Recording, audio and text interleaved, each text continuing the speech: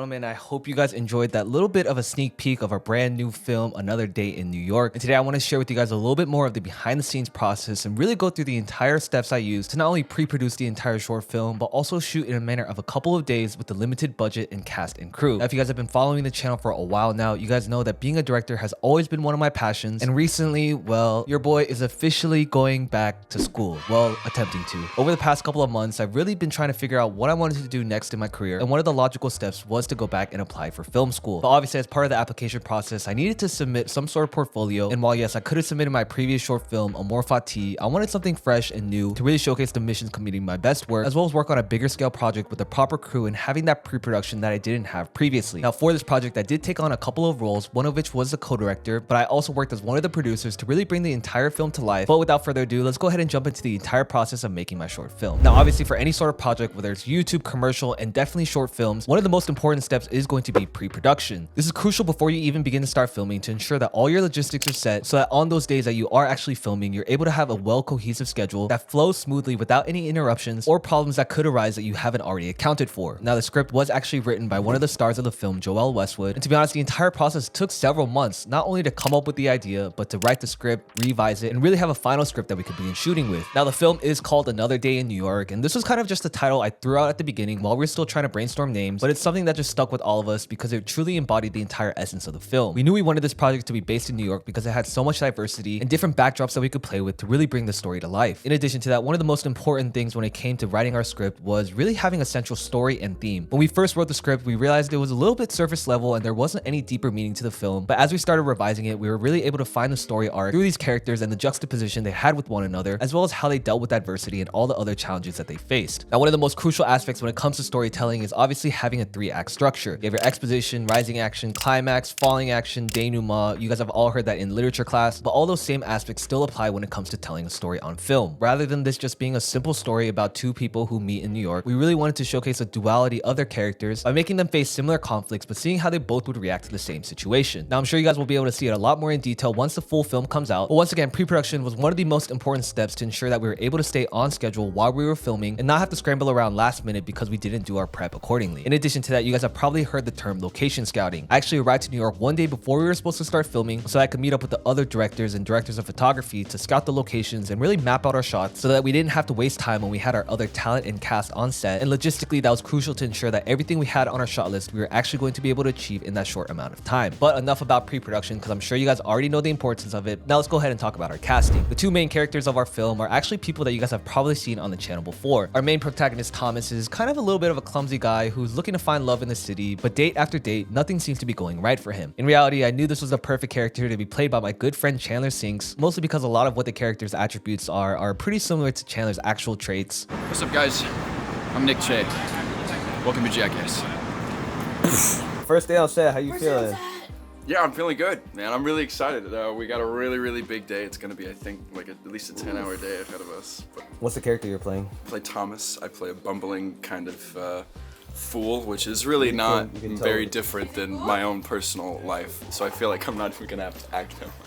Shoot a bunch of scenes of going through his day, and it's gonna be a pretty tough day in New York. So the character was pretty spot on, and we were really able to develop Thomas around Chandler's personality. The second protagonist is going to be our female character Ella, who's played by Joel Westwood, who was also one of the stars in my previous film Amor Fati. But our entire crew is amazing, and you're gonna do it? Yeah, we got it. We're gonna get it. Working with someone that you've previously collaborated with is a great way to build that camaraderie, but also gave me the comfort knowing that we could trust one another to really get the best takes possible. Both of these actors have such great chemistry on screen because we're all friends in real life, so in reality, casting the main characters wasn't a problem at all and really gave us the most flexibility to ensure that we were able to get the best takes possible from these actors. Next up, when it came to extras or other people that we needed to be in scenes, and because we were on a tight budget, we really had to use our friends. This is a great way to get people close to you involved in the filmmaking process because at the end of the day, we're not Hollywood, we don't have these multi-million-dollar budgets, and we're really just looking for anyone who could lend a helping hand. A lot of the dates that we had these characters go on were actually played by friends of both Chandler and Joel, and for those scenes where we had a couple of quick cameos, we actually pulled people from the crew, including including myself. And to be honest, this was a great way for me to get on camera and also work on my acting chops a little bit. But once again, because we're not working with such a massive budget, we really have to rely on the people closest to us. And finally, let's talk about our crew. This is one of the most important aspects when it comes to making any sort of film, because these are the people that actually put the entire film together. You can have the greatest talent, director, or producer, but without a proper crew to rig up your cameras, your lighting, and make sure you have proper clean audio, your film is just not going to look professional. Trust me, I've done this before where I've tried to be a one-man team running camera, light, audio, and it really didn't allow me to fully focus my entire attention on one specific aspect. So having different members of the team that could solely focus on one aspect of the film really allowed everyone to perform to their best potential. Now, the great thing about New York City is that you have such a tight-knit community and network of creatives who are all looking to work together to create the best final product possible. But I knew that one of the most important things was going to be the lighting and the audio. Luckily, we were able to find connects through our network and ended up hiring a great gaff and audio engineer. A gaffer, if you don't know, is someone whose sole responsibility is the lighting of the film. This is actually where I did allocate a portion of our budget to, because I knew that having someone who was an expert in lighting was really going to make the entire process so much more seamless, and they also had so much practical expertise and knowledge that they were able to bring on set. So I have to give a major shout out to both Paul, our gaffer, and Robert, our sound engineer, both of whom which this film would not have been possible without, so make sure you go check them out in the link in the description. And finally, when it came to the shoot days, we actually really only had about 3.5 days to shoot the entire project, mostly because my application deadline was approaching and I also had to have the entire film edited in a couple of days. This really put a time crunch on the entire situation, but luckily, because we did our pre-production, we were able to efficiently schedule out each shoot day accordingly to ensure that we were optimizing where we were filming, the time of day, as well as any other coverage or pickup shots we needed to get. Trust me, planning out the entire shooting schedule could be its own separate video, but it really came down to coordinating our actor schedules as well as timing of the day and ensuring that all members of the cast and crew were going to be available and we weren't wasting anyone's time by having people who weren't necessary on set. Once again, our locations were pretty well spread out all throughout New York. We had 2 apartments for both Ella and Thomas to film in. Ella's apartment we filmed in the financial district, which was such a gorgeous space. It really had that perfect luxurious ambiance for her character. And for Thomas's apartment, it was a little bit more run down, but still played to his character. The biggest location that was going to be the challenge was actually shooting in a live restaurant. If you guys don't know, there's a website called Peerspace, which allows you to book out restaurants, venues, or different locations for these types of shoots. Our best option ended up being a restaurant that was actually still operating for business, but luckily they agreed to give us the entire back half of the restaurant so that we could shoot our film. I'm not gonna lie, this was probably the trickiest part of the entire shoot because we had to coordinate with, once again, an actual live restaurant with real servers and waiters who were running food back and forth straight through our shoot, as well as having to worry about sound and lighting. But luckily, because we had such a stellar crew, all those aspects actually ended up making the entire scene so much more lively and really gave it a realistic feel. We didn't have to worry about adding in restaurant background noise or servers in the back because all that was actually being captured in real time. And all the other locations were scattered around the city because we really wanted to highlight the New York City backdrop, because once again, it was a crucial element of our film. Probably one of my favorite scenes to shoot was definitely going to be this splash. While we were writing out the script, I knew that logistically this was probably going to be the hardest scene to shoot, mostly because we really only had one chance to get that splash right, because obviously the actors' clothes would be wet and it was pretty much a logistical nightmare to have to do 2 takes. But the entire production leading up until that shot, it was pretty nerve-wracking because once again, if we didn't get it in the first take, well,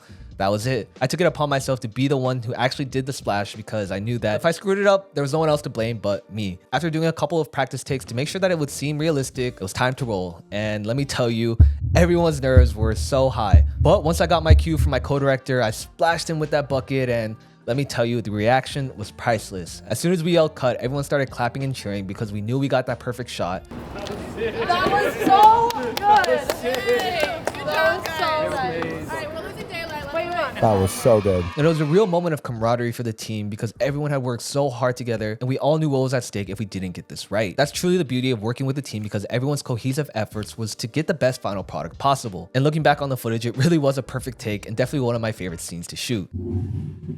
And finally, let's go ahead and move on to the post-production process. Now, before this project started, I knew I wanted to act as one of the editors to ensure that my creative vision as a director was fulfilled properly. And trust me when I say editing something like a 20-minute short film is not an easy task. At first, tackling this massive edit seemed pretty impossible, but once I started to organize my footage and really optimize my workflow, I was able to cut through it a lot faster. Basically, what I did was create a new sequence for each scene I was working on, and in the beginning, really only focusing on crafting each scene specifically. This allowed me to focus my entire energy on just editing editing one scene without having to worry about how it's going to fit into the puzzle with all these other scenes. And finally, when it came to putting the entire project together, well, I really couldn't have done it without the help of our sponsor, Artlist. Now, if you guys don't know, Artlist is a one-stop platform that helps with finding the highest quality creative assets. They have such a wide catalog of assets with everything from sound effects, music, stock footage, motion graphic templates, almost anything you would need when you're editing any sort of project, you can probably find it on Artlist. This has saved me so much time because I don't have to scour the internet looking for all these different types of sound effects, because while video is only 50% of the film, the other 50% comes down to soundscaping, sound effects, Foley, so many more aspects play into the sound of your video that really help shape your entire experience for your viewer, that if you're not finding the proper assets that really help fine-tune that experience, no matter how good your video looks, people aren't going to be able to enjoy the entire experience. It's honestly the perfect companion throughout my editing process because it not only helps me speed up my workflow, but also elevates each scene by adding subtle textures that the audience may not notice. And lastly, you get access to motion graphic templates and plugins that save you so much time so you don't have to manually create it each time. And we've been using these a ton lately for our short form content, and they've been a massive game changer. So if you guys are interested to check out Artlist and get 2 months free, make sure to head to the link in my description down below. But because I know a lot of you guys are going to be curious on how we shot this film, well, let's go ahead and run through a couple of the equipment lists. Now, this entire film was shot on the Red Komodo in 6K, and let me tell you that it created some massive files, resulting in almost 5 terabytes of footage. The Komodo was the perfect camera for this type of project because it's so small and compact, and especially as we're running around sets in New York, we want to have something that's versatile, light, and still able to capture that great dynamic range, because once again, we are shooting in so many different conditions and scenarios. In addition to that, just as important as a camera is going to be the lenses you're filming on. Luckily, I reached out to a brand called NYC, and they were actually able to send me over the entire set of their Athena Prime lenses, and let me tell you that these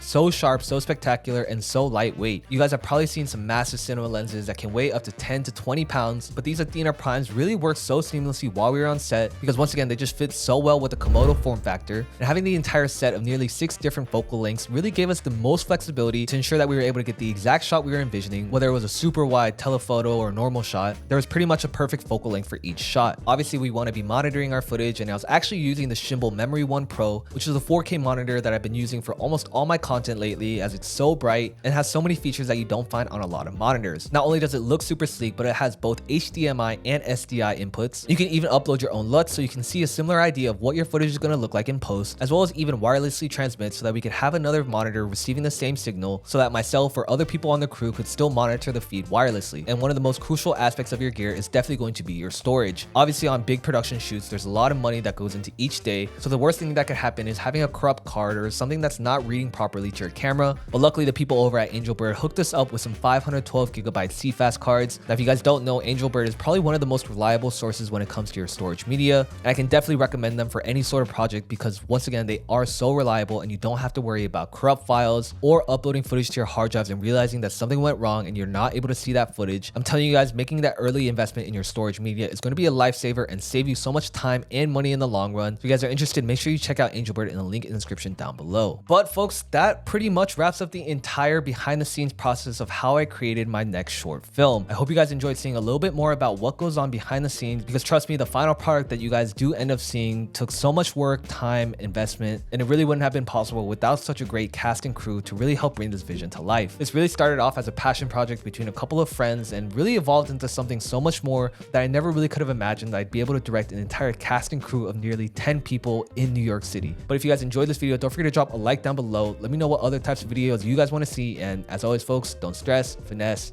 peace y'all.